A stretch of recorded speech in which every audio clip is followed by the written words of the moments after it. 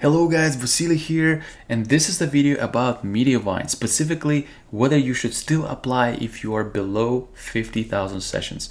Yes, I'm talking to my fellow bloggers who have a blog, or if you're starting a blog and you looked into Mediavine ad agency and everywhere you're seeing a really good reviews about Mediavine as they pay the top dollar for display ads on your blog. So I have some email exchanges with Mediavine, and actually what happened is I was at around 26,000 sessions, and as you guys know, they used to have 25,000 sessions as a minimum requirement, and then they bumped it up to 50,000 sessions. So I was just right there, and then they just bumped it up to 50,000. But I have something really cool to show you whether you can still apply if you are below 50,000 sessions. So let's get into it.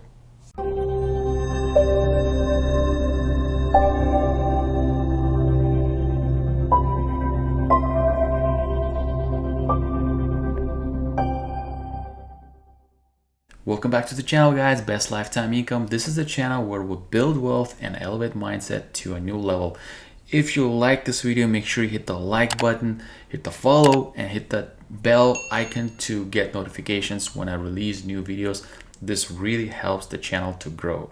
Now let me hop on my computer and I'm going to show you those email exchanges with Mediavine. Alright guys, so here we are on my computer, and let me show you these emails. I have them open right for you. So what happened is I asked him a question whether I could still apply if I was, below 50,000 sessions. And then a gentleman by the name William, as you can see an email here. By the way, guys, feel free to pause, this video if you want to read them more in detail. But I'll just show you the most important things. So the William got back to me from Mediavine, and he just said, the session count is really just the first box to check. And then they basically look at overall picture of the website, so on and so forth.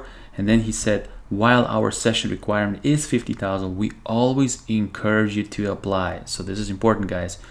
If you haven't seen information like this, you always encourage to apply.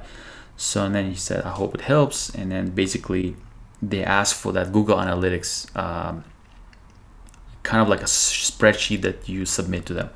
Then I went ahead and responded. I said, hey, I'm at 26,500 sessions.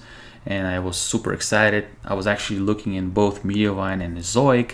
By the way, you can read my Ezoic review, which I did last month. That's a pretty great review on my actual, all the tips on how to go with Ezoic. And, in this email, I said that I gave preference to Mediavine. So then I submitted this, and then what happened is I'm showing you this email I got from Tiffany, with kind of like a generic response that she said, thanks for submitting PDF. And then she just said, well, a minimum 50,000 sessions per month is what they want. And she basically kind of like said no.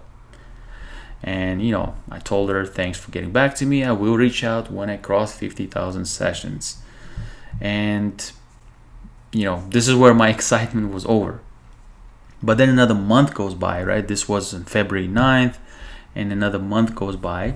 And let me scroll down, and I got an email from another gentleman, Carmen. Actually, I'm not sure if gentleman or lady, and they basically responded and said the following. They sent me an email on March 18th, a month later, and then they just said that they reviewed my site again for session exception. I want you to guys see this session exception right here. So Mediavine does have session exception. So if you guys watching this video and you're in a fence whether you should apply or not, or you already changed your mind in applying, I want you guys to revisit this and go ahead and still apply. Now for some reason they picked up another website which I do not own, and I told them that later, but then they were vetting my website as well.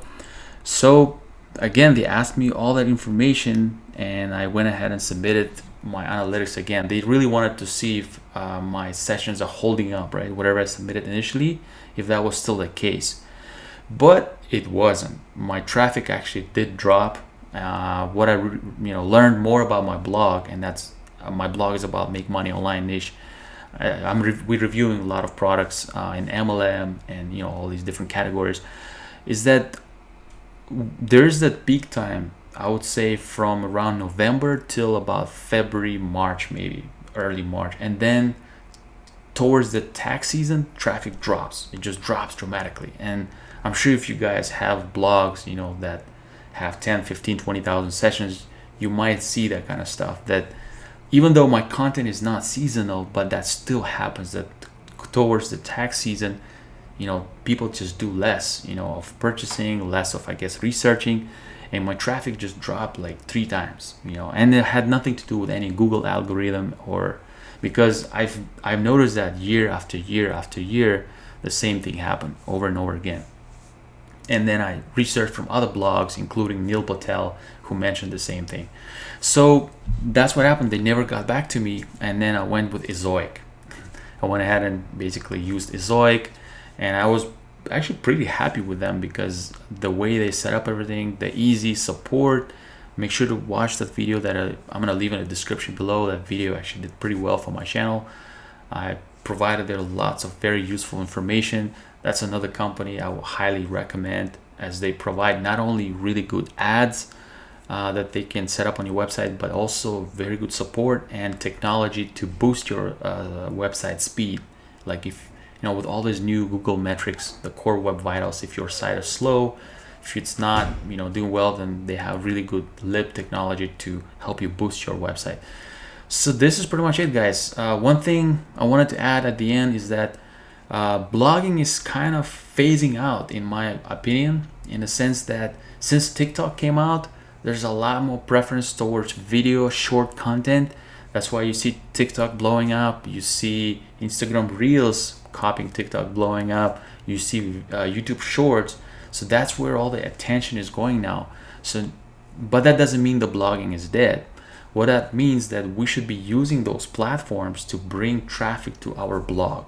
And that's exactly the video that I want to create, to show you guys how I'm leveraging TikTok to bring traffic to my blog as well. So I'm not only getting organic Google traffic, but I'm also using social media and, you know, bringing those people back to blogs, to my blog. So if you guys, again, like this video, make sure you hit the like button, subscribe to this channel, and I'll see you next time.